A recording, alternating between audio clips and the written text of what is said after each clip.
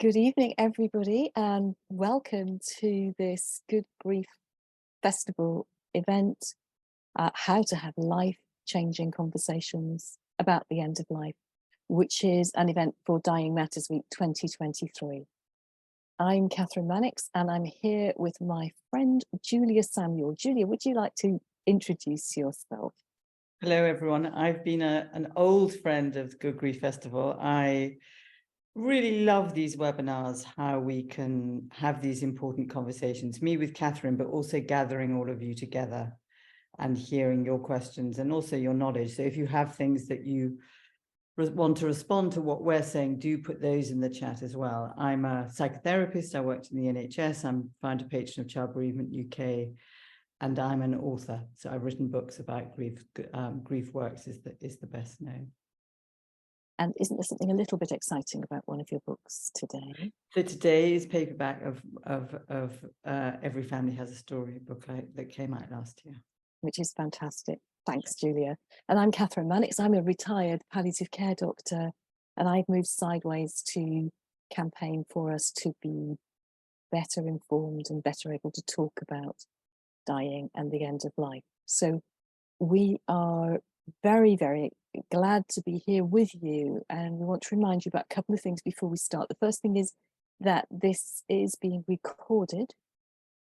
The next thing is that there are lots and lots of us here. It's been a really popular webinar. We think that's because so many people want to think about how to think about these conversations.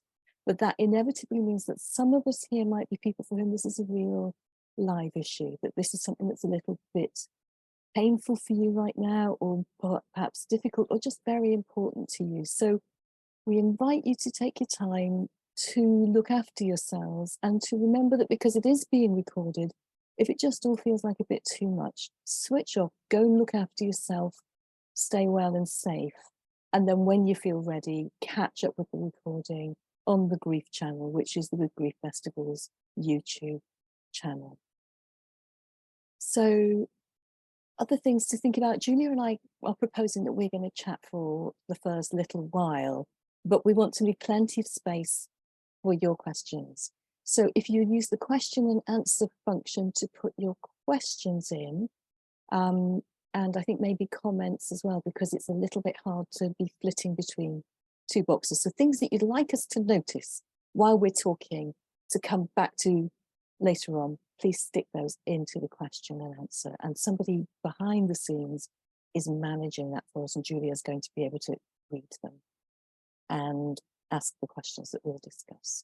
So I'm going to start by asking you, Kathryn, having written your fantastic book with the end in mind, and having worked in palliative care for so many decades, why do you think so many of us are scared about talking about death and dying, facing our own mortality, talking and thinking about death with the death of people that we love who are likely to die or even not likely to die? Why are we so frightened and reluctant? I think it's really interesting because we believe that we're all frightened and reluctant. And yet, as soon as we start to open a conversation about it, we get more than 1,000 people joining a webinar. And look, you know, there are nearly 600 people here live right now. So I think it's a bit of a myth that it is taboo in society. I think what happens is that we're all a little bit frightened of upsetting each other. So it's a little bit hard to know whether it's all right to talk about it or not. And yet very often people are really relieved when the conversation starts. But once we're talking within the group of people who are precious to us, our family or our chosen family, our closest friends, I think then we're worried about sadness, our sadness and somebody else's sadness, particularly if we're dealing with a really serious illness at the time and we're talking about the real, possible, imminent reality of somebody dying, because it makes us sad. And yet I think what happens is we go around trying not to cause upset, and then it bursts out anyway, or it makes us sick, So talking is really, really important. And I think that, you know, what I completely agree with everything you're saying. And I think some of the protection of each other about, like, I don't want to make you sad, there's many kind of inputs to that, isn't it? Because we can't make anyone sad, and they're probably sad already if this is a kind of live issue. So it is much better to kind of open the pathway of the bridge between each other to know what you're both feeling, rather than building a barrier between each other by kind of protecting each other. Like, being open and honest, in fact, gives you more capacity to deal with the sadness than this idea that I don't want to make someone sad. And also, you know, I was working with someone today, there is this, and it's very profound, it's in me as well. I think it's instinctive, kind of magical thinking is that if I really love my partner that is dying, that has, you know, is going to die in the next few months or even next year, I will somehow hasten their death. And that if I really love them, I can prove that love by having hope, like doing everything I can to fight for life and have hope that they are going to live, because I'm somehow giving up on them or losing the battle if I talk to them about dying.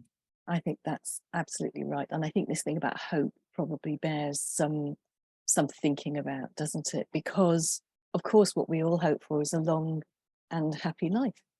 And what happens is And a healthy life. Yes, and what happens is the life that actually unravels itself in front of us, that the road that we actually walk, which often isn't a road that we've chosen. But towards the end of life, people worry that, yeah, it's giving up if I think about dying, or it's giving up for the person who's sick if I think about them dying. Whereas maybe what we could think about is what to hope for. If we can't hope for cure anymore, then what's important still to hope for? And dying people have many, many hopes, don't they, about the way their family and friends and loved ones will survive into the future, about what their quality of living will be like in the time that's left. Bucket lists are based on the idea of I'm mortal and there are things I want to do before I die. So there's something about adjusting hope from just this kind of blank canvas of surviving indefinitely and bringing it down to the near future and what other things that really matter. When you're, I'm just thinking. Go on, sorry. I'm just thinking about when you're talking to people who are bereaved after a death in your psychotherapy work. Are people helped by having pretended to the very end that the person would survive? Or is changing the hope earlier on something that turns out to have been helpful for them?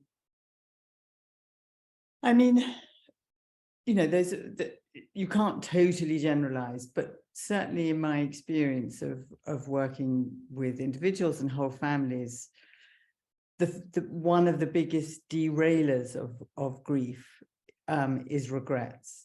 All the what ifs. Why didn't I have that conversation? Why didn't we do that? Was my dad frightened? Where did he believe he was going to go? Did he have faith? And also the practical things, like, did he want to be cremated or buried? So they can completely kind of send supported managing grief into quite a complicated place, because they get into kind of very negative spirals. But I also wanted to add in, when I was interrupting you, is that there's been some wonderful work on hope by someone called Charles Snyder, which I'm sure Kathryn can look up. And what he talks about with hope is that hope is the alchemy that turns a life around. But also hope isn't just a feeling, that hope is a plan like you talked about, a plan A, that if I can't hope for a long life, I can hope for not being in pain. And it's a plan B, that if that isn't possible, then I can hope for something else. And also the belief that I can make it happen. So having the feeling of hope, the plan of hope, and the belief that you can put the hope into action is an incredibly good counterbalance to the reality and the lack of control that you face, so that you can't choose what happens. Often you're out of control, and it isn't about denying the loss or the pain or, you know, the grief that you're feeling, the living loss, having got the diagnosis, but that the two can support and balance each other, that doing one allows you to do the other. Yeah, I think that's really wise. And I think one of the things that makes people reluctant to start conversations like this is the idea that somehow if I broach it, then we have to talk about everything all at once and get it all out there. So I think one of the things that I find is really useful, piece of advice I give to lots of people, is why don't you start not by trying to have the conversation, but by giving the other person an invitation into the conversation. You know, here's this thing that I'd really like to talk about, or here's this thing that I'd really like to know about you. And now might not be the best time for you, but sometime in the next few weeks, how do you feel about it? Could we sit down and talk about it? And then you've said it out loud. I'd like to talk about what your funeral wishes are, or how we should look after you towards the very end of your life. So you've got over that kind of threshold of how do I even say those words? But you haven't landed yourself in the conversation that the other person isn't ready for, because all you've done is issued the invitation and let them now go away to think about it and decide when. And I think that's such a lovely way to begin these conversations. And often I think not knowing how to begin them stops us having them. What I also think around this is my preference would be to have these conversations years, even decades before death is likely to happen, so that there isn't so much pressure. Like, begin to have these conversations around your kitchen table with your family. But also, Kathryn, when you're having the invitation, do you think about the environment? Do you think about timing? Do you think about where to have it? You know, I'm always talking to people about walking and talking, because you're not eyeballing each other. You're not, you can kind of have time in between and space, and you're in nature, which is calming. But of course, people who are very ill, that isn't a possibility. But is there a kind of environmental, contextual thing that would support to have, even when you're offering the invitation? But then when the invitation is taken up, is there things that will make it more manageable than not? Yeah, I think that's really, really interesting, isn't it? There's a lot of, well, nonsense spoken about direct eye contact, isn't there? When we know that we can have really important, intimate conversations in the two front seats in a car, where direct eye contact is just not a good thing. Or, as you say, out walking and talking. Or I remember having a really important conversation with somebody over a jigsaw. And it meant that we could pace the conversation, we could stop, we could think about what we were going to say next. Or were we thinking about where to slot that piece in? And it kind of just allowed us to move backwards and forwards. Yeah. Yeah. So, yes, everybody knows the things that perhaps they feel comfortable with another person. And it is harder when somebody's stuck in a chair or stuck in bed. But again, thinking about being alongside or sitting maybe at right angles to the person, sitting, watching television together, those sorts of things, that just normal things, rather than this very odd interview type. I sit and I eyeball you and ask you difficult questions.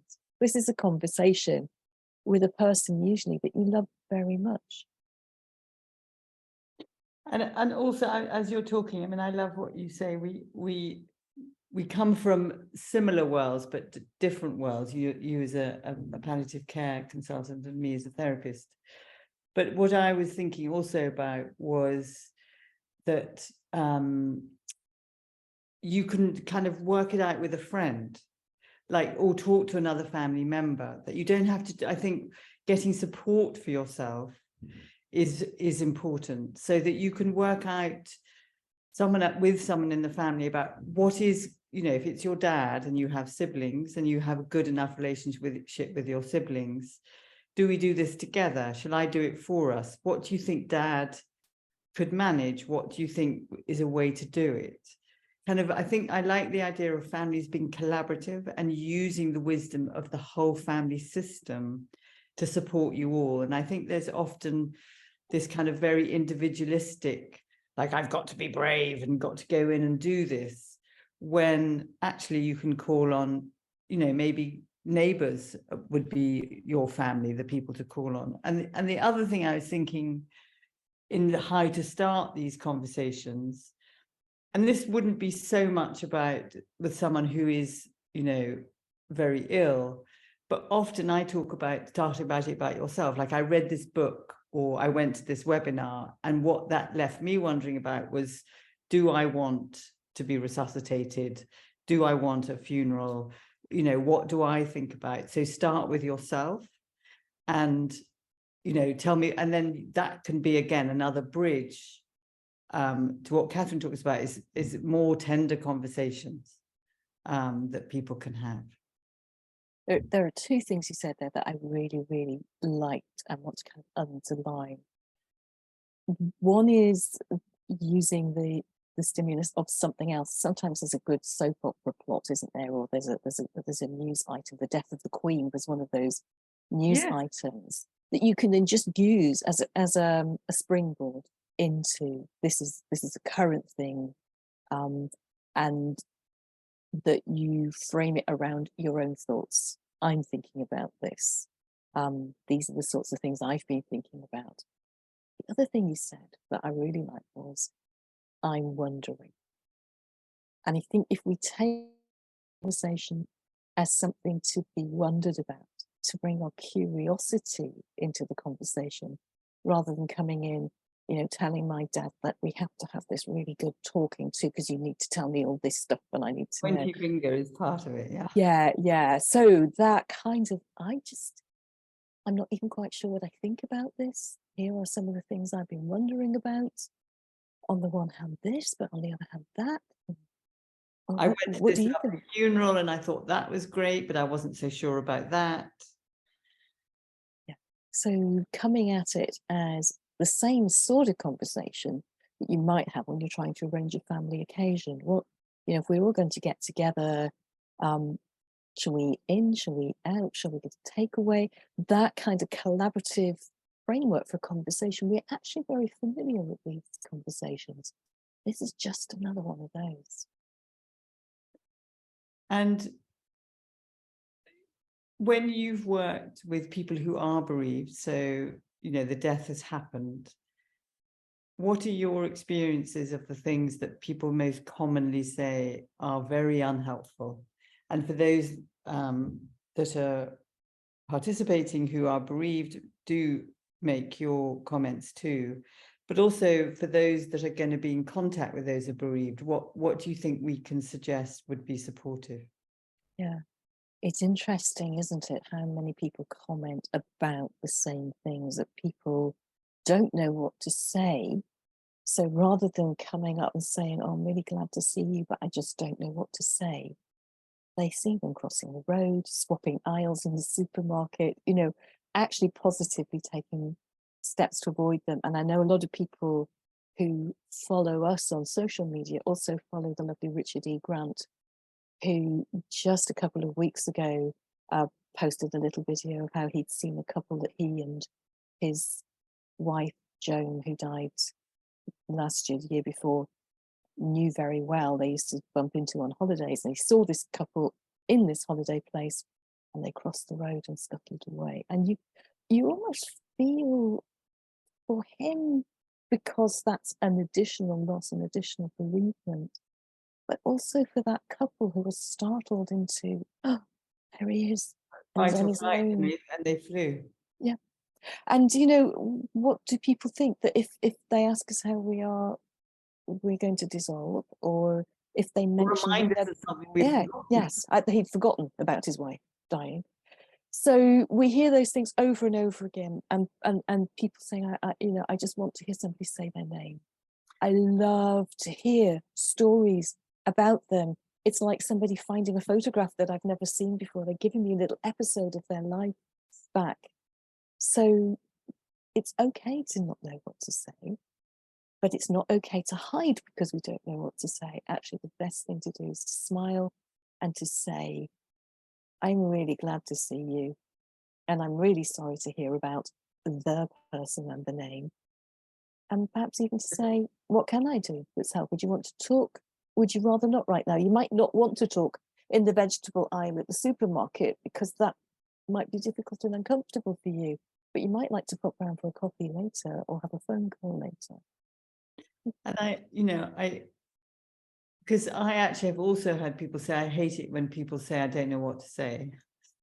And I think the main message is acknowledgement, is what you're saying, Kathryn, so powerfully and so clearly. And people, I think, come from a position, I've got to say something that's going to make it better, that is going to do something to fix it. And so they run, down the other aisle or across the street because they can't say anything that's going to make it better. And so just to know that this you cannot make better, but you can support the person given that this terrible thing has happened to them, and supporting them by acknowledging the death. I am, as Kathryn said, so pleased to see you, and I am so sorry, and say the name, so-and-so has died. And also you can follow the person's lead. So if they go, thank you very much, and then change the subject, go with them.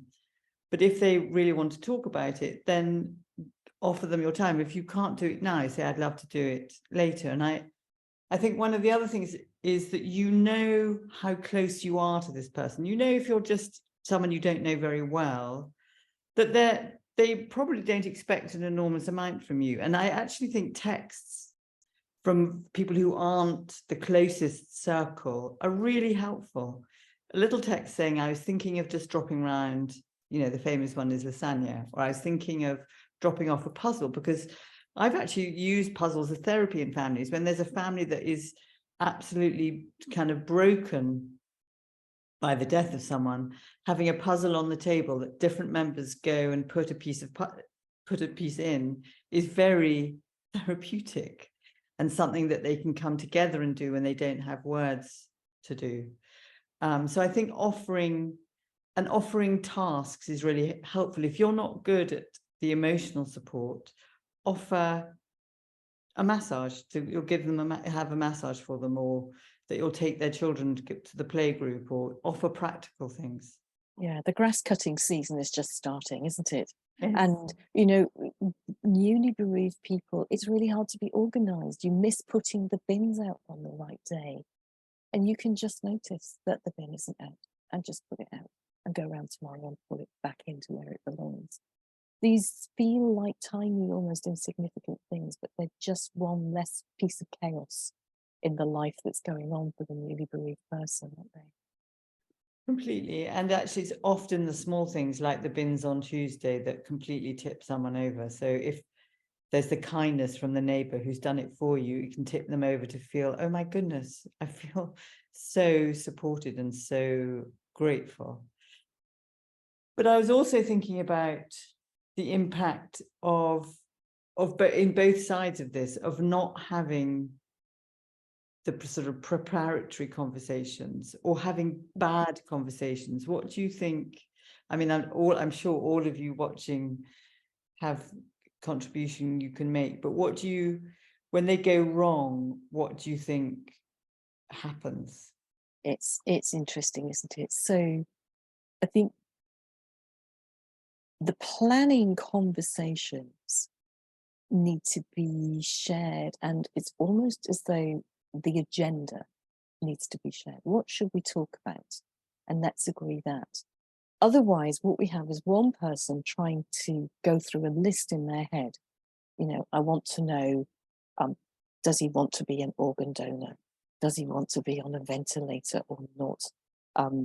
Does he want a religious funeral or not? Does he want to be buried? Or they've got a kind of tick list that they want to get through. And the other person starting this conversation, and they think, oh, is this person, this is the first time anybody's listened to me to have one of these conversations. Here are the things that are on my mind that I want to talk about. Yeah. And they're not on the list. Hang on, I need to get you back on the list. So maybe it would be helpful to just agree at the very beginning, what are the things that it would be most helpful to talk about for you, the sick person, and for me, the person who might have to do some of the organising for you? Can we maybe take turn and turn about things that we want to talk about? Because I think it goes wrong when one person's idea of what the conversation should be about isn't the same as the other person's. So if somebody's feeling listened to for the first time, and then actually they don't get listened to because the person's only referring to their list, that's a double disappointment, isn't it? Completely. And I think the other kind of link to it is that we underestimate the conversations with different generations, the cultural differences.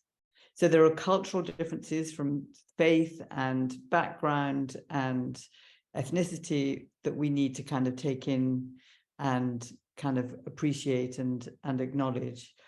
But also, I think looking at my generation, for instance, there was no way in the world I was going to talk to my mum about her dying. I mean, I tried, and she just literally changed the conversation, even though she was told that she had 6 months to live. She turned around to me and said, "Darling, I've got flu and I'll get better." And it was, she would be 93 now. She was a land girl during the war. She was that generation. And it wouldn't have been helpful for her or me to go around with my Wellington boots and say, "Mum, the doctor told you that you're going to die," that I need to both respect who she is and her defenses. Defenses are useful. Oh, absolutely. Are necessary. They're there for a good reason. So I think part of kind of when you're assessing the types of conversations that you can have is including the different generations and their kind of ways of coping. And of course, there's lots of individual differences within generations and within cultures and faiths and ethnicities. But trying to, I think one of the things when I used to teach at St. Mary's, when I worked in the NHS, was when I was teaching doctors about having difficult conversations, I would say every lens of difference between two people is a lens that adds complexity, possible complexity between the receiver and the transmitter of the conversation. So if you're a different gender, a different education, a different background, a different faith, a different class, different education, all of those different lenses narrow the bandwidth of understanding, so that the more difference you have, the slower you need to go, and the kind of iterative process, checking, I just want to check that you've understood this, and what I've understood from you is this, because otherwise two people can go away and actually they think they've had one story that has been told, and that isn't the story. Yeah, absolutely right. Absolutely right. I think a thing that I get asked a lot is people trying to have these really important conversations with the generation above them. So like you with your mum. So acknowledging, first of all, that denial is a really robust defense mechanism. If you don't believe the bad news, then it's not going to upset you. And if you honestly believe that you've got flu instead of some other terrible illness, well, what's to flap about? So, and also, but just to say that in a crisis, our default mode of coping is the one that automatically comes into operation. So my mum didn't have a choice that she was suddenly going to be this open person talking about difficult things. This is what she'd done her entire life. Yeah. And that was where she was coming from. Yeah, and therefore it was a default setting that had worked really well for her for a lifetime. It didn't work for me that well, but it worked for her. So thing that I found is really useful is to think about the conversation as about not necessarily just that you might be dying now, but to preserve the relationship and the respect within the relationship. Because one of the difficulties, and I'm sure you weren't doing this because you've got all of the insights not to, but it's very easy to slip into, listen, Dad, I need you to talk to me about this. And, we're not going to feel better until this is all sorted out. And actually starting to kind of parent our parents and to come into it from a different angle that says, there's this thing on my mind, Auntie Mary, who's loved me since I was tiny and changed my nappies. And now you're in your 90s. I've got this thing on my mind. It's really worrying me. Sometimes I even wake up in the middle of the night to worry about it.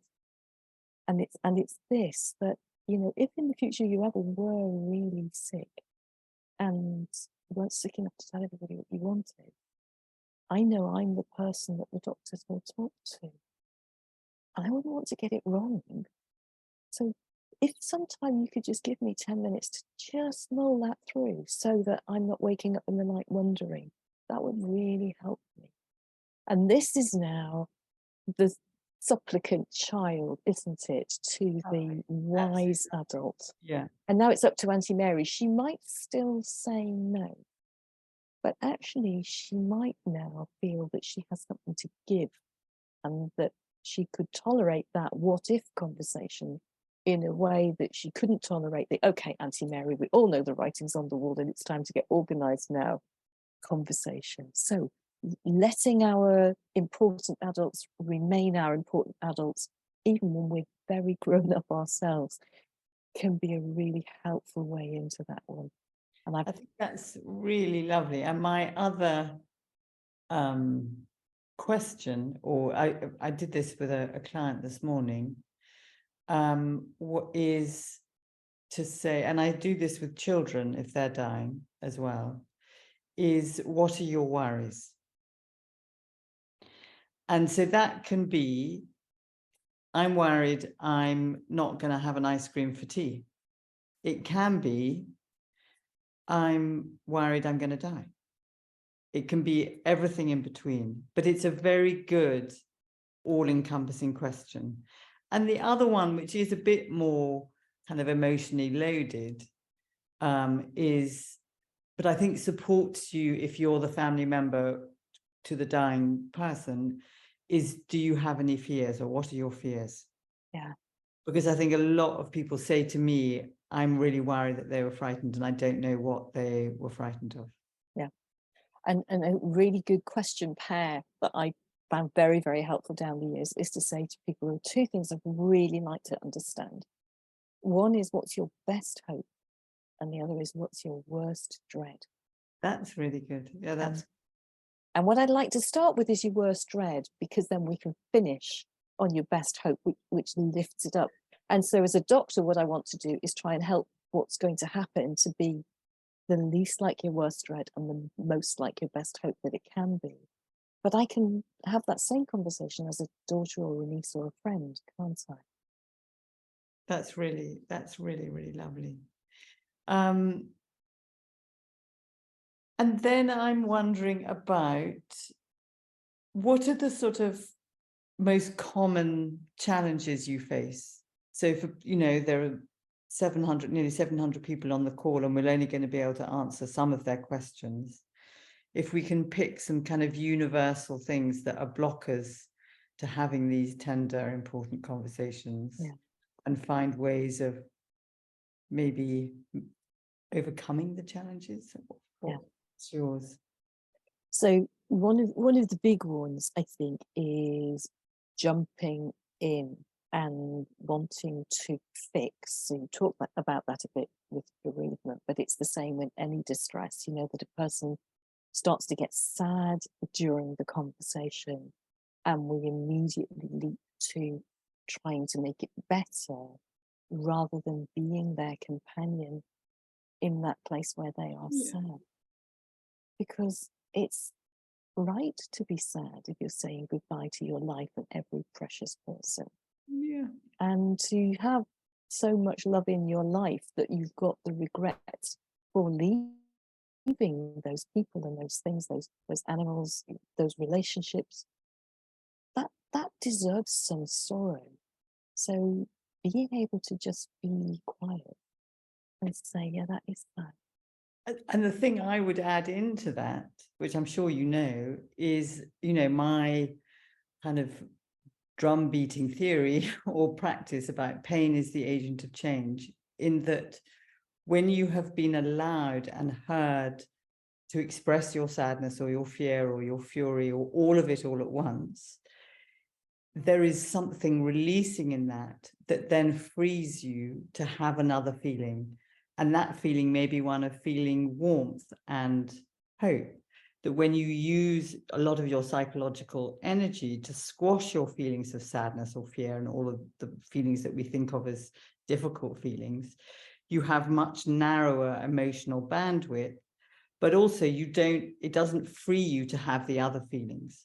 So I think, this idea of, I don't want to upset you, if you can change the framing of that, is that when we can be upset together and be open and honest together, actually, we can then absolutely hoot with laughter.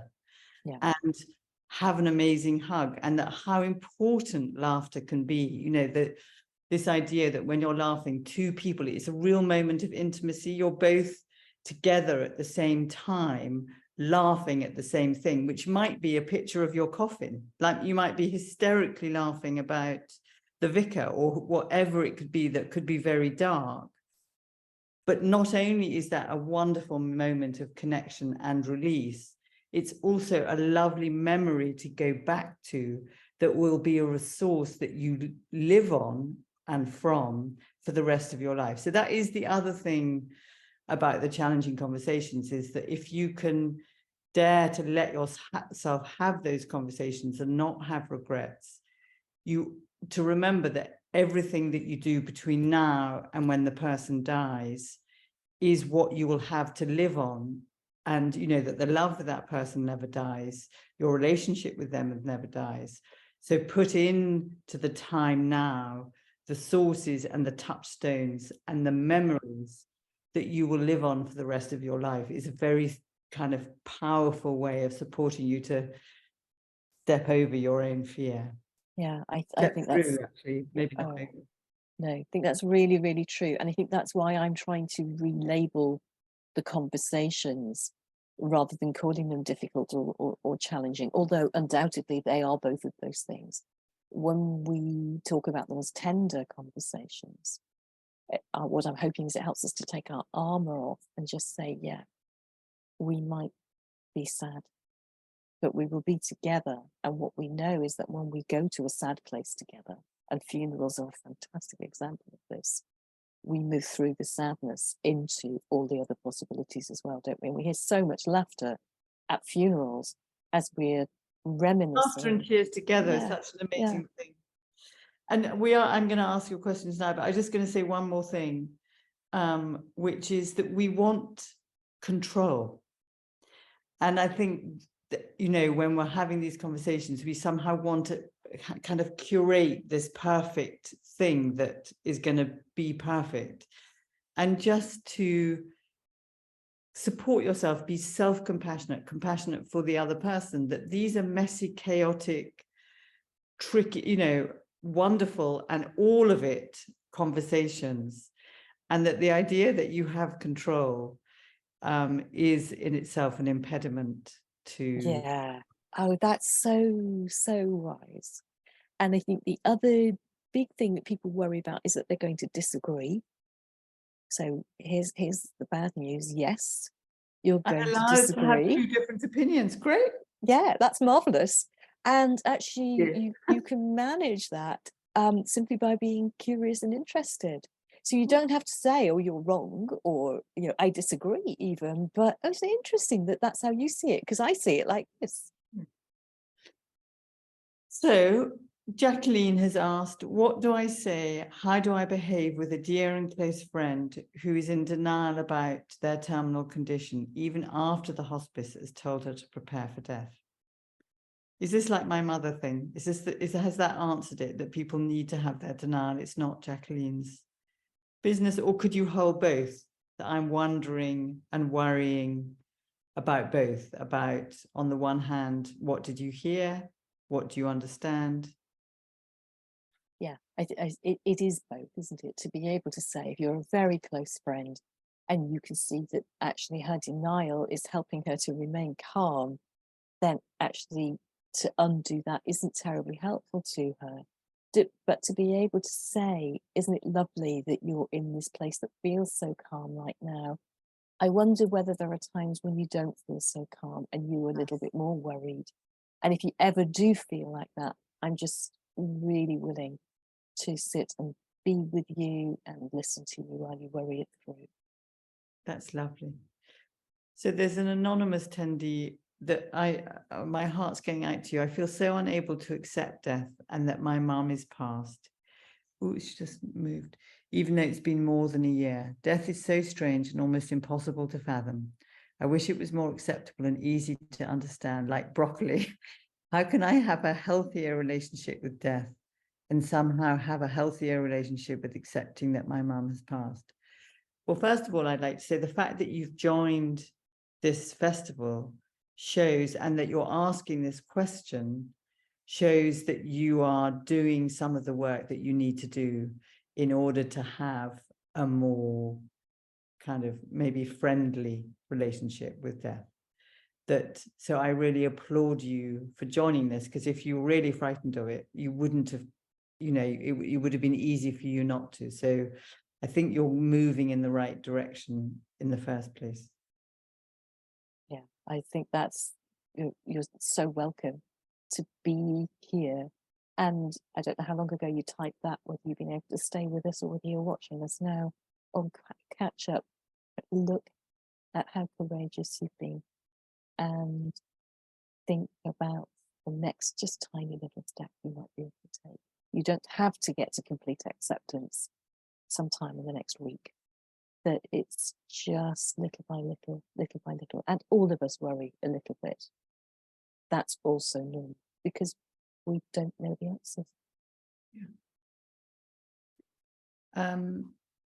Julie has said, how can I, as a support specialist, encourage families to have open and honest conversations with their children about their parent who's going to die, to encourage families to use factual language and difficult conversations without causing offence or overstepping boundaries? Oh gosh, isn't this important? There are some really lovely resources that you might like to look at from Oxford University. Oxford University are doing a piece of work about this at the moment, and their Department of Children's and Young People's Psychiatry, led by Professor Alan Stein. So they are making some little videos, and this is part of a Lancet report into talking realistically to children about dying and death. But also fantastic resources on Child Bereavement UK and Winston's Wish, both of whom include reading lists of age differentiated reading lists, don't they? Julia, you might know a lot more about Child Bereavement UK's resources than I do. I do, because I wrote quite a few of them. But so we have lots of resources for age, so from 5 to 8-year-olds, how to talk to children about the parent dying. There's little videos, there's information sheets. And one of the things that I would talk to parents about is, again, this idea that magical thinking that somehow if they talk to the children, they're going to make them kind of ill, and also it will hasten the death of their partner. But to let parents know that children know much more than we give them credit for. They've had half-heard conversations, but also what children don't know they make up, and what they make up is much more frightening than the truth.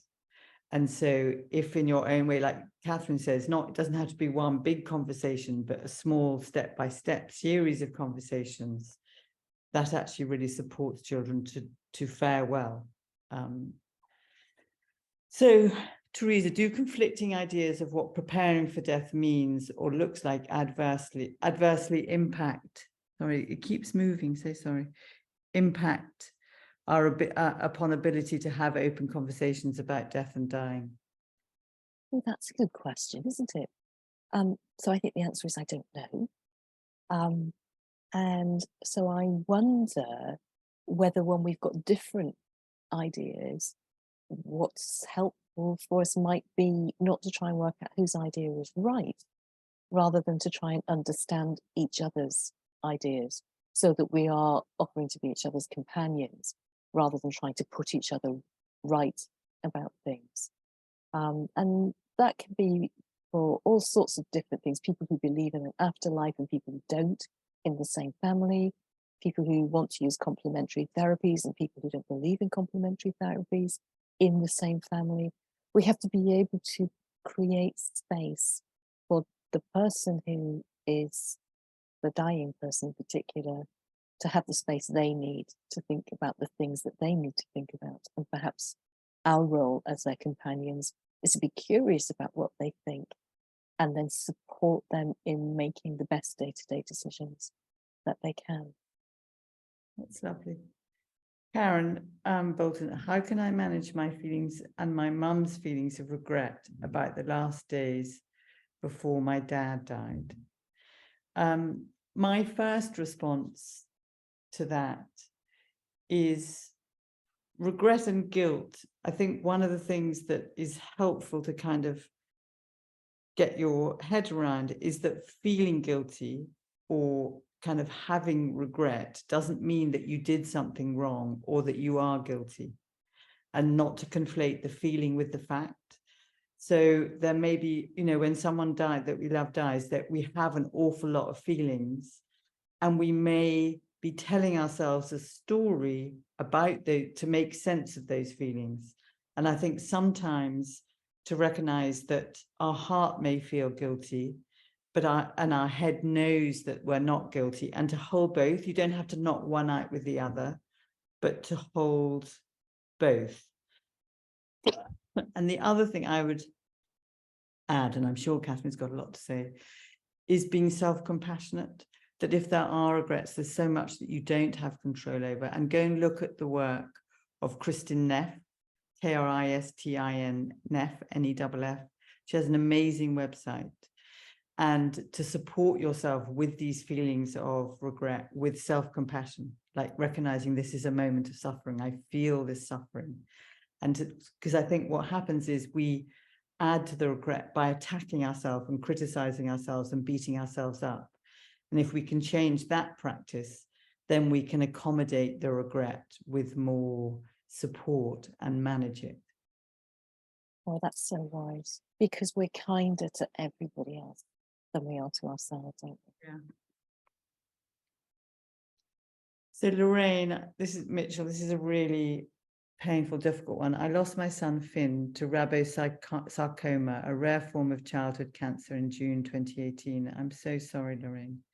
Finn has actually passed over to palliative care 5 years ago today. So today must be a significant day, and I'm glad you've joined us.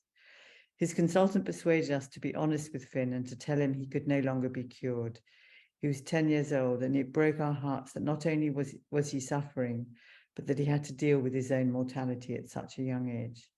There was little guidance after that. I'm sorry about that. How could you approach end-of-life matters with a child? Do you want to start off with that, Kathryn? So this is such an important question, isn't it? Thanks, Lorraine, and thanks for sharing your experience with Finn. How heartbreaking to be telling him that terrible truth. And yet, I'm also thinking about a little boy of 10 who knows you so well, who's watching all the family's behaviors and wondering why everybody is a little bit different, a little bit tense, a little bit sad, if the truth isn't told, instead of being able to be sad with you in that space. So, as Julia's already discussed, one of the things that's important with children is to ask them what they think is going on, how they think things are going, what's on their mind. And there will be days when what's on their mind is there's a new Lego kit out and I haven't got it and all my friends have. And there will be other days when actually I think Daddy was crying the other day and people are pretending that he wasn't, and I want to know what's going on. So we've really got to be able to ask what they want to know today and then respond to what they want to know today. And they kind of oscillate, don't they, children, in their emotional responses in much shorter waves than we as adults do. And Julia, this is something that you're very much more expert than I am about. Well, I mean, I agree with what you said, and I really understand how absolutely, totally heartbreaking it is for you, Lorraine. And, you know, it's your son, you knew your son best. And of course, it's devastating for him to have to face his own mortality. The only piece I would add is that when, you know, I've worked a lot with children that are dying, and families with children that are dying. And my understanding, and this is an example of a 5-year-old, when I asked her what her worries were, she said to her mum, "Will I see you in heaven?" And so what I'm wondering with Finn, and obviously I don't know, is that maybe he thought he was dying already and he had that question. And so by being able to voice it and you supporting him through that, he actually was more resilient rather than less so. But it is an unbearable, you know, no one should be having any conversations with their children about their children dying. It is, you know, it tears up the rule book of life. It is a devastating experience that you had, and I really send you my love. It feels hard to just move on to the next one, but I'm going to move on to the next question, which is, my parents died 40 years ago. I had no experience of death before and didn't know what to do. They didn't want to discuss death or dying. So I've compiled a goodbye box with all details of my dying wishes, my will, my funeral. My adult sons don't want to discuss this at all. Any ideas as to where I go with this? I think it's fantastic you're learning from your own experience. That's how we grow. And fantastic that you've done that. And your children not wanting to talk about it now doesn't mean that they won't use it when the time comes. So, I mean, my response is, well done, you. And like, I send an update of my passwords to my children all the time in case I die. They kind of send me I have a kind of post-it that I send them when I change my password, because I've worked with so many families where they haven't been able to get into their parents' computer. And they kind of laugh about it, like they sort of think I'm not going to die, but actually they also know that I am, so it's useful. And so I would just make sure they know where your box is. I don't know if Kathryn's got something else to add. I just love the idea of the box, and I think I'm going to just go and find a nice box and start to put my stuff in it. Thank you. Yes, these are people who aren't ready to have the big conversation, but they already know about mum's box, don't they? I bet they say to each other, "She's trying to talk about the box again." So you're already doing a great job, and they know that when they are ready to have the conversation, which might be when something happens to you that makes the conversation more urgent, that you'll be willing. They're not wondering whether that's an okay conversation to have or not. So congratulations, because you've done two things, really. You've opened the way to the conversation as well as making the box. I'm just aware that we've got 5 minutes left, and we've been talking about things that are really quite hard for a lot of us, aren't they? Including for us. And one of the things that I think Julia and I have been doing this evening is demonstrating having a conversation in which you don't really know where the conversation is going to go, which are the sorts of conversations that you're all thinking about having with your nearest and dearest, or with your patients or clients as well. And that coming into those conversations in a way that's just trusting each other and curious about what's going to happen takes a lot of that pressure off. But Julia, you were going to help us all to find our inner calm before we finish the call this evening. Yes, I just first of all want to say thank you so much for joining, and such incredibly rich, informing chat that you've had, talking about your death cafes and compassionate chats and graveside resources. So I am so grateful that you're here, and I hope you're going to continue those conversations. And of course, there's lots of resources and information and YouTube films on very particular aspects of this on the Good Grief website and their YouTube channel. So if you need more information, do go for that. And so now, as a kind of way of calming down, what I'd like you to do is, while you're sitting in your chair, is to close your eyes and squeeze everything very, very tight. Squeeze your fists and your bottom and put your chin into your chest and squeeze and clench your jaw and hold it. And now release. Feel the weight of your feet on the floor and take a big breath up into your nose. And as you breathe out, drop your shoulders, unclench your jaw. Feel the chair taking the weight of your body. Release and let go.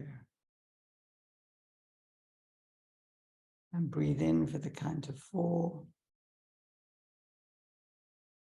All the way up to the top of your head. And then as you breathe out, release the tension, release the questions, the worry, the thoughts. Let them flow through you as you breathe out. Release all the way down your body, down to the floor. And one more breath in. Breathe all the way up to the top of your head.